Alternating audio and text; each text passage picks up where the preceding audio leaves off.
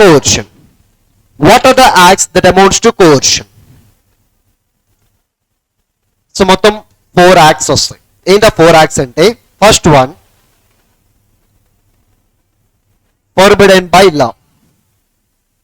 So law ఏదైతే చేయకూడదు అని చెప్పి ప్రొహిబిట్ చేసిందో వాటిని యూజ్ చేసుకుని మీరు అదర్ పార్టీని కాంట్రాక్ట్ లోకి ఎంటర్ చేశారు. ఇక్కడ కాంట్రాక్ట్ అనేది ఫర్బిడెన్ యాక్టివిటీస్ చేయటం కోసం కాదు, కాంట్రాక్ట్ అనేది లాఫుల్ పర్పస్ కోసమే. బట్ అదర్ పార్టీని కాంట్రాక్ట్ లోకి ఎంటర్ చేయడం కోసం ఏం చేశాడు? ఫర్బిడెన్ యాక్టివిటీస్ చేశాడు. సే ఫర్ ఎగ్జాంపుల్, నేను ఒక పర్సన్ కి మనీ ఇచ్చి మర్డర్ చేయమని చెప్పాను. ఇక్కడ ఆబ్జెక్టివ్ ఆఫ్ దిస్ అగ్రిమెంట్ ఏంటి? మర్డర్ చేయటం. సో ఇది వ్యాలిడా వాయిడా? వాయిడ్. అలా కాకుండా నేను మర్డర్ చేస్తానని చెప్పి బెదిరించి ఒక పర్సన్ కాంట్రాక్ట్ లోకి ఎంటర్ చేశాను. ఇది లాఫులా అన్లాఫులా? లాఫులే, పర్పస్ లాఫులే, కానీ ఎంటర్ చేసే విధానం అనేది కోర్షన్ కిందకు వస్తుంది.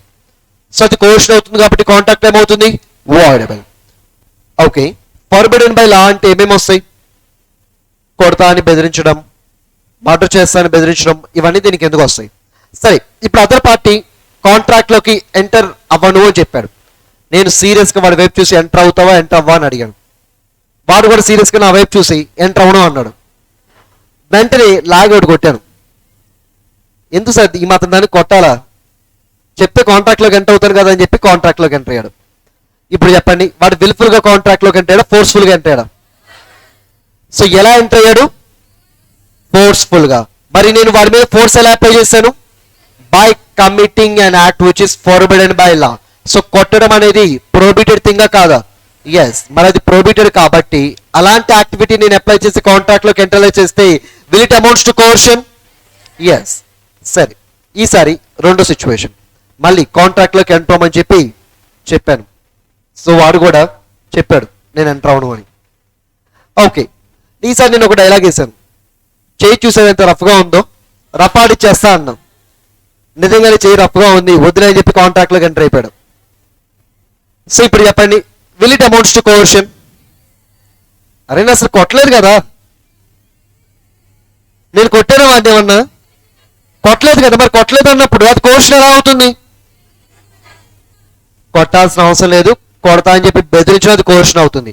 అంటే ఫర్బిడెన్ బై లా అని చెప్పి మీరు ఏదైతే యాక్టివిటీ గురించి చెప్తున్నారో అది చేసినా పర్లేదు, చేయటానికి ట్రై చేసినా పర్లేదు. సో ఈ రెండిట్లో ఏదైనా ఏమవుతుంది? కోర్షనే అవుతుంది. సరే, ఈ కొట్టడాలు ఇవన్నీ పక్కన పెట్టేసేద్దాం. ఇప్పుడు కొత్త వేలు వాడిని బెదిరిద్దాం. ఇప్పుడు వాడి దగ్గరికి వెళ్ళి కాంట్రాక్ట్లోకి ఎంటర్ అమ్మన్నా, వాడు కూడా నా దగ్గరికి వచ్చి కాంట్రాక్ట్లోకి ఎంటర్ అవ్వని చెప్పాడు. వెంటనే ఓకే కాంట్రాక్ట్లోకి ఎంటర్ అవ్వు కదా అని చెప్పి వెంటనే ఆడు గోల్డ్ రింగ్ తీసేసుకుని కాంట్రాక్ట్లోకి ఎంటర్ అయితేనే ఇస్తాను లేకపోతే ఇవ్వను అని చెప్పా. పాపం గోల్డ్ రింగ్ కావాలిగా వాడికి. సో వెంటనే కాంట్రాక్ట్లోకి ఎంటర్ అయిపోయాడు. చెప్పండి, will it amounts to coercion? Will it amounts to coercion? Yes. ఎందుకు? అన్లాఫుల్ గా వాడి యొక్క ప్రాపర్టీని డీటైన్ చేసి కాంట్రాక్ట్ లోకి ఎంటర్ చేసాం కాబట్టి ఇది కోర్షన్ అయిపోతుంది.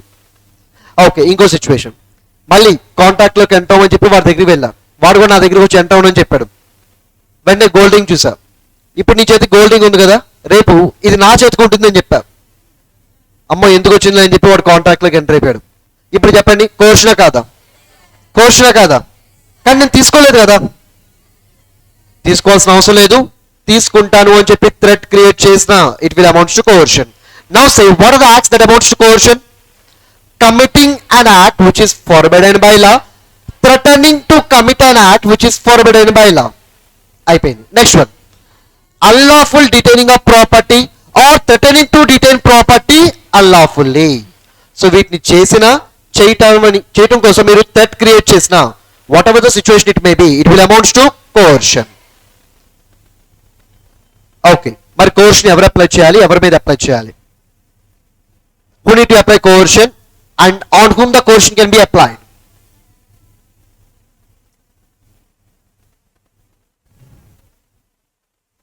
సో ఏ బిని కాంట్రాక్ట్ లోకి ఎంటర్ చేయడం కోసం ఫిజికల్ ఫోర్స్ అప్లై చేశాడు. Will it amounts to coercion? Will it amounts to coercion? Yes or no? Okay, ఇప్పుడు ఏ బీస్ వైఫ్ ని కిడ్నాప్ చేసి, సో మీ ఆయన ఎలాగైనా సరే కాంట్రాక్ట్ లోకి ఎంటర్ అవ్వాలి, లేకపోతే నేను నిన్ను మర్డర్ చేయాల్సి వస్తుంది అన్నాడు. వెంటనే వాళ్ళ వైఫ్ బి ఫోన్ చేసి కాంట్రాక్ట్ లోకి ఎంటర్ అవ్వండి అని చెప్పి రిక్వెస్ట్ చేస్తే బి ఇప్పుడు వచ్చి కాంట్రాక్ట్ లోకి ఎంటర్ అయ్యాడు. చెప్పండి, ఇది కోర్షనా కాదా? will it amounts to coercion or not? కానీ ఎవరి మీద అప్లై చేశారు ఫోర్స్? స్ట్రేంజర్. మరి స్ట్రేంజర్ మీద ఫోర్స్ అప్లై చేస్తే అది కోర్షన్ అవుతుందా? డెఫినెట్లీ. Next one. ఈసారి ఏకి జ్ఞానోదయం అయింది. సో నేను అప్లై చేస్తే ఎలా అప్లై చేస్తే కోర్షన్ అంటున్నారు కాబట్టి వీరు ఏం చేశారంటే ఒక రౌడీని అపాయింట్ చేసుకున్నాడు. ఓకే, ఇప్పుడు రౌడీ వెళ్ళి బీని బెదిరించాడు వాడితో కాంట్రాక్ట్లోకి ఎంటర్ అవ్వని. రౌడీ వచ్చి బెదిరిస్తే మరి బెదిరిపోవాలి కదా, వాడు బెదిరిపోయి కాంట్రాక్ట్లోకి ఎంటర్ అయ్యాడు. ఇప్పుడు చెప్పండి, ఇది కోర్షనా కాదా? Is it coercion? కానీ అప్లై చేసింది ఎవరు? అయినా సరే కోర్షన్ అవుతుందా? ఓకే. ఈసారి రౌడీ వెళ్ళి పీస్ వైఫ్ని కిడ్నాప్ చేశాడు. సేమ్ మీ ఆయనతో చెప్పి ఎలాగైనా సరే ఏదో కాంట్రాక్ట్లోకి ఎంటర్ అవ్వమని చెప్పు అని చెప్పి అన్నాడు. లేకపోతే మర్డర్ చేస్తాను అన్నాడు. వెంటనే ఫోన్ చేసింది, వీడు కాంట్రాక్ట్లోకి ఎంటర్ అయ్యాడు. ఇప్పుడు చెప్పండి, will it amounts to coercion or not? అంటే దాని మీనింగ్ ఏంటి? కోర్షన్ ఎవరు అప్లై చేయొచ్చు? Any person, whether he may be contracting party or stranger. ఎవరి మీద అప్లై చేయొచ్చు? Any person, whether contracting party or stranger. So ఎవరైనా అప్లై చేయొచ్చు, ఎవరి మీదైనా అప్లై చేయొచ్చు. But what should be the main motive? To make one of the party to enter in to the contract. So ఈ కేసులో ఈ 4 cases కి ఉన్న కామన్ మోటివ్ ఏంటి? To make be to enter in to a contract against his willingness. వారికి నచ్చకపోయిన వాడిని contract లోకి ఎంటర్ చేయాలి, అదే మెయిన్ ఆబ్జెక్టివ్. అందుకే ఈ 4 కేసెస్లో ఇదేమవుతుంది? Coercion. Next one, place of coercion. So A బిని కాంట్రాక్ట్ లోకి ఎంటర్ అవ్వమన్నాడు. సేమ్ మళ్ళీ తెలిసిన డైలాగే కదా, నేను ఎంటర్ అవ్వను అన్నాడు. సరే పద అని చెప్పి ఇంగ్లాండ్ తీసుకెళ్ళాడు. బ్యాంకాక్. సరే నువ్వు బ్యాంకాక్ వెళ్ళి నేను ఇంగ్లాండ్ వెళ్తాను.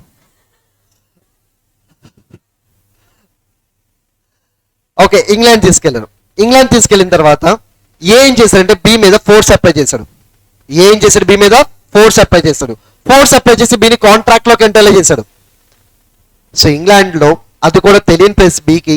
సో బి ఏం చేశాడంటే కాంట్రాక్ట్ లోకి ఎంటర్ అయిపోయాడు. బట్ మళ్ళీ ఇండియాకి తిరిగి రిటర్న్ వస్తారు కదా, ఇండియాకి రాగానే ఇండియన్ కోర్టులోకి వెళ్ళి కేసు పెట్టాడు in order to cancel that contract on the ground of coercion. But ఏమంటాడంటే సరే ఇప్పుడు నేను ఫోర్స్ అప్లై చేస్తే అది కోవర్షన్ అవుతుంది. ఓకే, నేను ఒప్పుకుంటాను. ఆ ఫోర్స్ నేను ఇండియాలో అప్లై చేస్తే కోవర్షన్ అవుతుంది, కానీ ఇంగ్లాండ్లో అప్లై చేస్తే కోవర్షన్ ఎందుకు అవుతుంది? Because Indian penal code is applicable to India but not to England అని చెప్పి వాడు క్వశ్చన్ చేశాడు. మీరేమన్నారు ఇందాక యాక్ట్స్ అమౌంటింగ్ టు కోర్షన్ లో? ఫోర్బిడెన్ బై లా అన్నారు. సో ఫోర్బిడెన్ అంటే అది ఖచ్చితంగా ఇండియన్ పీనల్ కోడ్ లోనే కవర్ అవుతుంది. ఇండియన్ పీనల్ కోడ్ అంటే it is the criminal law of our country. So ఇండియాలో ఎటువంటి క్రిమినల్ అఫెన్స్ అయినా ఇండియన్ పీనల్ కోడ్ లో కవర్ అవుతుంది. అండ్ దీని యొక్క జ్యూరిస్డిక్షన్ కేవలం ఇండియా వరకు మాత్రమే ఉంటుంది తప్ప అదర్ కంట్రీస్ లో ఉండదు. అదర్ కంట్రీస్ లో Indian penal code is not applicable. వాడు ఆర్గ్యుమెంట్ కూడా అదే. సార్ ఐపీసీలో ప్రొహిబిట్ చేసిన యాక్టివిటీ చేస్తే కదా మీరు నన్ను కోర్షన్ అప్లై చేస్తారని పిలిచేది, బట్ నేను అప్లై చేసిన ఇండియాలో కాదు కదా, నేను అప్లై చేసిన ఇంగ్లాండ్లో కదా అని చెప్పి వాడు ఆర్గ్యూ చేస్తున్నాడు. మరి చెప్పండి, will it amounts to coercion or not? Yes. ఎందుకు అలాగా? మీరు ఎక్కడ అప్లై చేశారనేది ఇంపార్టెంట్ కాదు, ఇండియన్ పీనల్ కోడ్లో ప్రొహిబిట్ చేసిన దాన్ని యూజ్ చేశారా లేదా అనేది ఇంపార్టెంట్. సో అది మీరు చేశారు కాబట్టి ఇప్పుడు మీరు చేసింది ఏమవుతుంది? కోర్షన్. సో ఇన్ని కేసెస్లో మీరు కోర్షన్ అప్లై చేస్తారు, బాగానే ఉంది. Then what is the effect of coercion? Coercion apply చేస్తే what will be the effect? Coercion apply చేస్తే what will be the effect? Contract will become voidable at whose option? At the option of agreed party. ఇప్పుడు agreed పార్టీకి ఎన్ని options వస్తాయి? 2 options. ఏంటో 2 options? Contract ని continue చేయొచ్చు, contract ని cancel చేయొచ్చు. కాంట్రాక్ట్ ని కంటిన్యూ చేస్తే it will be valid, cancel చేస్తే it will B void. Okay, అంత బాగానే ఉంది. మరి క్యాన్సిల్ చేస్తే తీసుకున్న బెనిఫిట్స్ ఏమైనా వెనక్కి ఇచ్చేసేయాలా? ఎస్. ఒకటి గుర్తుపెట్టుకోండి, ఎప్పుడు కాంట్రాక్ట్ ని పెర్ఫామ్ చేయనివ్వకుండా మీరు ఆగిపోతారో అప్పుడు మీరు తీసుకున్న ప్రతి బెనిఫిట్ వెనక్కి ఇచ్చేసేయాలి. Say for example agreed party ఏమైనా మనీ తీసుకుని ఉన్నాడు అనుకోండి, అగ్రీడ్ పార్టీ ఆ మనీ ఏం చేయాలి? వెనక్కి ఇచ్చేసేయాలి. ఎందుకంటే కాంట్రాక్ట్ క్యాన్సిల్ చేసుకున్నాడుగా, తీసుకున్న ప్రతి బెనిఫిట్ మళ్ళీ బ్యాక్ ఇచ్చేసేయాలి. ఓకే, ఒక ఎలిమెంట్ అయిపోయింది. What the second element? Undue influence. So అండీ ఇన్ఫ్లుయెన్స్ అంటే మనం ఏమనుకున్నాం? అండీ ఇన్ఫ్లుయెన్స్ అంటే ఏంటి?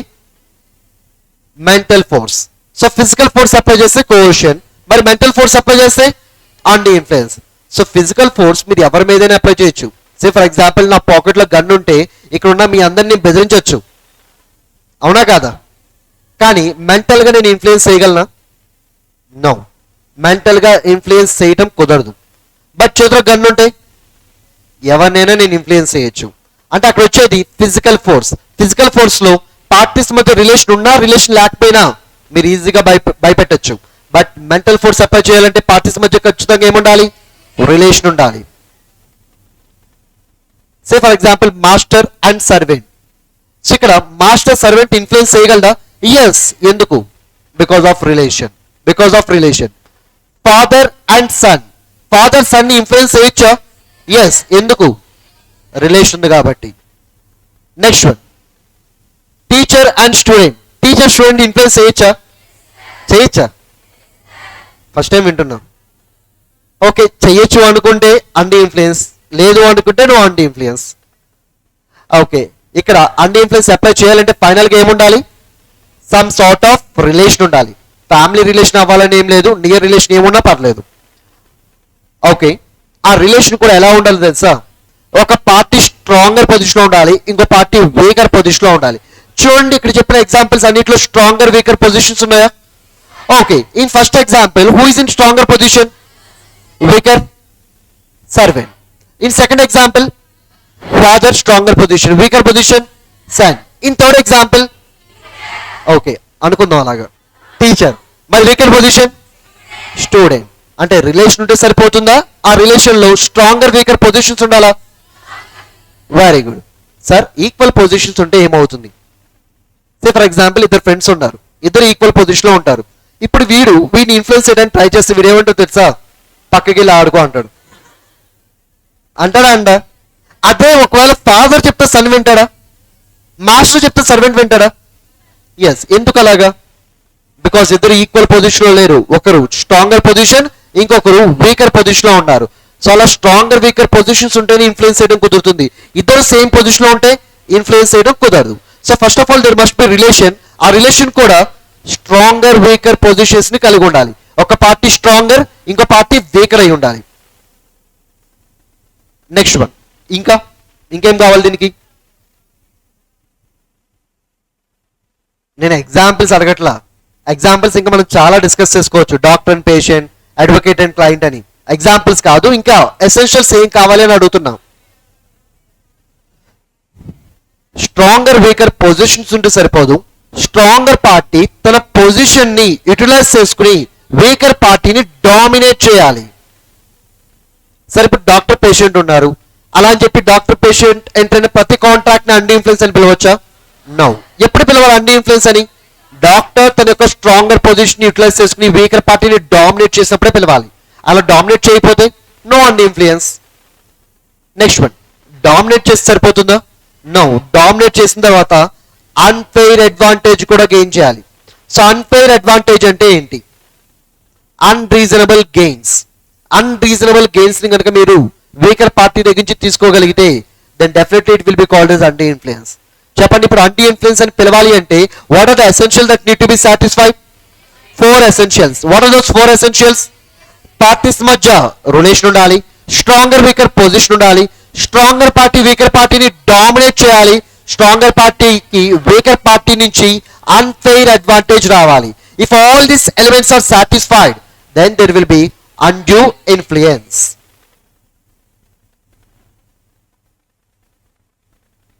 నెక్స్ట్ వన్, మరి స్ట్రాంగర్ వీకర్ పొజిషన్స్ ఏ కేసెస్ లో ఉంటాయి? That is the question now. ఇంకా సింపుల్ గా చెప్పాలంటే ఒక పార్టీ ఇంకో పార్టీని డామినేట్ చేశాడు అని చెప్పి మనం ఎప్పుడు చెప్పచ్చు? when we need to call a person as a dominating party, when we need to call a person as utilized his dominating position in order to dominate the other party, when there is real or apparent authority. Next one, when there is fiduciary relationship, when one of the parties having mental distress. Next one, when the transaction is unconscionable, in simple words unreasonable. So ఇంకా మనం రాసుకుంటూ వెళ్ళొచ్చు, పార్థనాశనమైన అవి ఇవి అని. But అవసరం లేదు, ఎగ్జామ్లో ఈ 4 రాస్తే చాలు. ఓకే చెప్పండి, పార్టీస్ మధ్య రియల్ ఆర్ అపారెంట్ అథారిటీ ఉంటే లా తీసుకునే అజంప్షన్ ఏంటి? స్ట్రాంగర్ వీకర్ పొజిషన్స్ ఉన్నాయి, స్ట్రాంగర్ పార్టీ వీకర్ పార్టీని డామినేట్ చేశాడు, దెర్ ఈజ్ అండీ ఇన్ఫ్లుయెన్స్, ఇది లా తీసుకునే అజంప్షన్. సార్ మరి లా అజంప్షన్ ఎందుకు తీసుకుంటుంది? ఎందుకు అంటే రియల్ ఆర్ అపారెంట్ అథారిటీలో ఒక పార్టీ ఇంకో పార్టీని రిలేషన్ యూస్ చేసుకుని కంట్రోల్ చేసే పొజిషన్లో ఉన్నాడు. Say for example father and son, father son ని కంట్రోల్ చేయగలడు ఈజీగా, అందుకే లా తీసుకునే అజంప్షన్ ఏంటి? ఫాదర్ డామినేటింగ్ పొజిషన్ ఉన్నాడు, తన యొక్క పొజిషన్ యూటిలైజ్ చేసుకున్నాడు, అలాగే అండీ ఇన్ఫ్లుయెన్స్ అప్లై చేశారు అని చెప్పి లా అజంప్షన్ తీసుకుంటుంది. సరే ఇది జెన్యూన్ కేసు అయితే ఏం చేయాలి? ఇదంతా జరగలేదని ప్రూవ్ చేయాలి, అంతమించి చేయలేదు. జరగలేదని మీరు ప్రూవ్ చేశారనుకోండి, the contract will become valid. Prove చేయలేకపోయారు అనుకోండి, కోర్టు ఏం చేస్తుంది? అజంప్షన్ ఫాలో అవుతుంది. కోర్టు అజంప్షన్ ఏంటి? అండీ ఇన్ఫ్లుయెన్స్ ఉంది అని, అప్పుడు కాంట్రాక్ట్ ఏమవుతుంది? వాయిడబుల్. నెక్స్ట్ వన్, మరి ఫిడ్యూషియరీ రిలేషన్షిప్ అంటే ఏంటి? The relation which is created based on trust and confidence. Partnership firm లో పార్ట్నర్స్ మధ్య ఉండే రిలేషన్ ఏంటిది? ఫిడ్యూషియరీ రిలేషన్. ఇక్కడ ఈ ఎగ్జాంపుల్ చెప్పానంటే దాని మీనింగ్ ఏంటి? కొంచెం ఆలోచించాలి కదా. పార్ట్నర్షిప్ ఫామ్ లో ఉన్న పార్ట్నర్స్ ఎగ్జాంపుల్ ఇక్కడ చెప్పాను అంటే వాళ్ళ మధ్య ఉన్న రిలేషన్ ఏంటి? Fiduciary relation. Doctor and patient, fiduciary relation. ఎందుకంటే డాక్టర్ ఒక టాబ్లెట్ ఇచ్చి వేసుకో తగ్గిపోతుందంటే వాడిని ఎందుకనే వేసుకుంటాడు, ఇంకేం చూడడు, ఇంకేం ఆలోచించడం, ఎందుకంటే ఫిడ్యూషియరీ రిలేషన్ కాబట్టి. Next one, advocate and it's client. So client చేసిన తప్పులు కోర్టులో కూడా ఒప్పుకోడు, కానీ ఎవరి ముందు ఒప్పుకుంటాడు? అడ్వకేట్ ముందు. ఎందుకు? సేవ్ చేస్తారని. అంటే వాళ్ళిద్దరి మధ్య ఉన్నది ఫిడ్యూషియరీ రిలేషన్. మరి ఇద్దరు పార్టీస్ మధ్య ఫిడ్యూషియరీ రిలేషన్ ఉన్నప్పుడు ఈజీగా ఒక పార్టీ ఇంకో పార్టీని డామినేట్ చేయొచ్చా? ఎస్. సే ఫర్ ఎగ్జాంపుల్ ఒక స్వామీజీ ఉన్నాడు, ఒక భక్తుడు ఉన్నాడు. సో భక్తుడికి స్వామీజీ మీద విపరీతమైన నమ్మకం ఉంటుంది. ఇప్పుడు స్వామీజీ ఏమన్నా అంటే నేను నీకు మోక్షం కలిగిస్తాను, ఈ ప్రాపర్టీస్ అన్ని నా ట్రస్ట్ పేరు మీదకి రాసిచ్చే అన్నాడు. రాసిస్తాడే ఇవ్వడా? రాసిస్తాడే ఇవ్వడా? నో అన్నారు అంటే నమ్మకం లేదనేగా. మరి నమ్మకం లేనప్పుడు అది ఫిడ్యూషియరీ రిలేషన్ ఎలా అవుతుంది? సో రాసిచ్చారు అంటే నమ్మకం ఉన్నట్టేగా. అంటే ఫిడ్యూషియరీ రిలేషన్ ఉన్నప్పుడు మీరు ఈజీగా ఒక పర్సన్ని కన్విన్స్ చేయొచ్చా? ఎస్. మరి అలా కన్విన్స్ చేస్తున్నారంటే ఇన్ఫ్లుయెన్స్ చేస్తున్నారనే కదా. మరి అటువంటి ఇన్ఫ్లుయెన్స్ ఏమని పిలవాలి? అండీ influence. Next one, mentally affected person. One of the contracting party mentally affected person. Sir mentally affected person అంటే అన్సౌండ్ మైండ్ కింద కాంట్రాక్ట్ వాయిడ్ అవ్వాలి కదా. సో వాడు కాదు, వీడు అర్థం చేసుకుంటాడు, టర్మ్స్ అండ్ కండిషన్స్ అర్థమవుతాయి, బెస్ట్ జడ్జ్మెంట్ తీసుకోగలుగుతాడు, కానీ పక్కనున్న సిచ్యువేషన్స్ వల్ల వాడు అలా చేయలేకపోతాడు. సే ఫర్ ఎగ్జాంపుల్ ఒక old person, completely old person ఒక పర్సన్ మీద కంప్లీట్గా డిపెండ్ అయిపోయాడు. ఎందుకంటే ఓల్డ్ పర్సన్ అంటే తను ఓన్గా ఏం చేయలేడు కదా. సో ఏం చేయాలన్నా సరే ఒక కేర్ టేకర్ కావాలి. సో కేర్ టేకర్గా ఒక పర్సన్ అపాయింట్ చేసుకున్నారు. ఇప్పుడు ఆ కేర్ టేకర్ ఏమన్నా అంటే నేను నీకు ఫుడ్ పెట్టాలి అంటే నీ పేరు మీద ఉన్న రైస్ మిల్స్ అన్ని రాసి ఇచ్చేయాలి అన్నాడు. సో ఇక్కడ టర్మ్స్ వాడికి అర్థమవుతాయా లేదా? ఎస్. బెస్ట్ జడ్జ్మెంట్ తీసుకోగలడా లేదా? ఎస్. కానీ ఈ కేసులో వాడు ఏమీ చేయలేడు. ఫుడ్ కోసం ఏం చేయాలి? చెప్పినట్టు వినాలి. అంటే దాని మీనింగ్ ఏంటి? కేర్ టేకర్ ఈ మెంటలీ ఎఫెక్టెడ్ పర్సన్ ని కంట్రోల్ చేస్తున్నాడు. మరి ఇక్కడ అంటీ ఇన్ఫ్లుయెన్స్ ఉన్నట్టుగా అజంప్షన్ తీసుకోవచ్చా? Yes. Next one, unreasonable terms ఉన్న కాంట్రాక్ట్. సో మనీ లెండర్ బారోవర్తో ఒక కాంట్రాక్ట్ లోకి ఎంటర్ అయ్యాడు. ఓకే, బారోవర్ కి అర్జెంట్ మనీ నీడ్ ఉంది, వాడికి ఎక్కడా ఫండ్స్ దొరకట్లేదు. ఇప్పుడు మనీ లెండర్ ఏమన్నా అంటే నేను నీకు ఫండ్స్ ఇస్తాను, బట్ నువ్వు నాకు 100% రేట్ ఆఫ్ ఇంట్రెస్ట్ పే చేయాలి అన్నాడు. అంటే నేను ఇప్పుడు నీకు 1 lakh ఇస్తే ఒక మంత్ అవ్వగానే ఏం చేయాలి? 1 lakh ఇంట్రెస్ట్ కింద పే చేయాలి. అప్పుడు అయిపోయిందా? లేదు, అసలు అలాగే ఉంది 1 lakh. మళ్ళీ ఇంకో మంత్ అయిపోయిన తర్వాత 1 lakh ఇంట్రెస్ట్. అలా నా 1 lakh నాకు ఇచ్చేంత వరకు ఎవ్రీ మంత్ 1 lakh పే చేయాలి అన్నాను. చెప్పండి, is it reasonable? It is completely unreasonable. మరి ఒక పర్సన్ ఇలా అన్రీజనబుల్ టర్మ్స్ లోకి ఎంటర్ అయ్యేలాగా ఇంకో పర్సన్ ఇన్ఫ్లుయెన్స్ చేస్తున్నాడు అంటే అక్కడ ఖచ్చితంగా ఏమున్నట్టు? అండీ ఇన్ఫ్లుయెన్స్. మరి అండీ ఇన్ఫ్లుయెన్స్ ఉంటే కాంటాక్ట్ ఏమవుతుంది? వాయిడబుల్. సో ఈ 4 కేసెస్ లో లా తీసుకునే అజంప్షన్ ఏంటి? Dominating as well as weaker positions రెండు ఉన్నాయి. అలాగే స్ట్రాంగర్ పార్టీ డామినేట్ చేస్తున్నాడు వీకర్ పార్టీని, అలాగే స్ట్రాంగర్ పార్టీ అండీ ఇన్ఫ్లుయెన్స్ అప్లై చేసి అన్ఫేర్ అడ్వాంటేజ్ కూడా గెయిన్ చేస్తున్నాడు అని చెప్పి లా అజంప్షన్ తీసుకుంటుంది. సార్ ఒకవేళ జెన్యూన్ కేసు అయితే ప్రూవ్ చేసుకుంటే it will become valid. Genuine case కాకపోతే based on assumption this contract will become voidable. Okay, essentials నేర్చుకున్నాం. అలాగే ఏ కేసులో అండీ ఇన్ఫ్లుయెన్స్ ఉన్నట్టుగా లా అజంప్షన్ తీసుకుంటుందో కూడా నేర్చుకున్నాం. మరి నెక్స్ట్ రావాల్సిన ఏంటిది? Effect. So what is the effect of అండీ ఇన్ఫ్లుయెన్స్? ఎస్, ఇక్కడ కూడా కాంట్రాక్ట్ వాయిడబుల్ అవుతుంది. ఎవరి చేతిలో? Agreed party. అగ్రీడ్ పార్టీకి ఎన్ని ఆప్షన్స్ వస్తాయి? 2 ఆప్షన్స్. ఏంటా 2 ఆప్షన్స్? కంటిన్యూ చేయొచ్చు, క్యాన్సిల్ చేయొచ్చు. కానీ ఇక్కడ ఒక చిన్న చేంజ్ ఉంది. ఏంటా చేంజ్ అంటే, కంటిన్యూ చేయొచ్చు, దాంట్లో ఎటువంటి చేంజ్ లేదు. క్యాన్సిల్ చేయాలా చేయకూడదా అంటే, ఆల్రెడీ డిఫాల్టింగ్ పార్టీ దగ్గర నుంచి ఏమైనా బెనిఫిట్స్ కనుక రిసీవ్ చేసుకుని ఉంటే కాంట్రాక్ట్ ని కంటిన్యూ చేయాలి, but not with unreasonable terms. You need to continue the contract with reasonable terms as proposed by the court. So for example, నేను బారో అండి 100% రేట్ ఆఫ్ ఇంట్రెస్ట్ కి నేను 1 lakh రూపీస్ తీసుకున్నాను, అంటే బెనిఫిట్స్ తీసుకున్నాను. ఇప్పుడు కాంట్రాక్ట్ ని అవాయిడ్ చేసి నేను 1 lakh ఇవ్వను అని చెప్పొచ్చా? నో. మరి ఏం చేయాలి? కాంట్రాక్ట్ ని కంటిన్యూ చేయాలి, కానీ 100% రేట్ ఆఫ్ ఇంట్రెస్ట్ కి బదులుగా కోర్టు ఏం చేస్తుంది? 2% కో లేకపోతే 1% కో దాన్ని రెడ్యూస్ చేస్తుంది. సో 2% 1% అంటే రీజనబుల్ రేట్ ఆఫ్ ఇంట్రెస్ట్. అంటే మనం ఏమన్నా బెనిఫిట్ ఆల్రెడీ తీసుకుని ఉంటే కోర్టు ఏం చెప్తుంది? క్యాన్సిల్ చేయొద్దు, అన్రీజనబుల్ టర్మ్స్ ఉన్నాయని నువ్వు భయపడుతున్నావు, అన్రీజనబుల్ టర్మ్స్ రీజనబుల్ లెవెల్కి నేను తగ్గిస్తాను, సో రీజనబుల్ టర్మ్స్ బేసిస్ ని కంటిన్యూ చేయండి అని చెప్పి కోర్ట్ ఆర్డర్ పాస్ చేస్తుంది. ఇదంతా ఇప్పుడు when you receive some benefits. అదే బెనిఫిట్స్ ఏమి రిసీవ్ చేసుకుని ఉండకపోతే డైరెక్ట్ గా క్యాన్సిల్ చేసేయచ్చు. ఓకే, బెనిఫిట్స్ ఏమి రిసీవ్ చేసుకోకపోతే కాంట్రాక్ట్ ని డైరెక్ట్ గా క్యాన్సిల్ చేయొచ్చు. బెనిఫిట్స్ ఏమైనా రిసీవ్ చేసుకుంటే you need to continue the contract with modified terms. Modified terms అంటే అన్రీజనబుల్ టర్మ్స్ ని రీజనబుల్ లెవెల్ కి తగ్గించి కోర్టు కొన్ని టర్మ్స్ ప్రపోజ్ చేస్తుంది. వాటిని ఏమంటారు? మోడిఫైడ్ టర్మ్స్ అంటారు. లైక్ 100% రేట్ ఆఫ్ ఇంట్రెస్ట్ ని 1 or 2% కి తగ్గించడం అనమాట.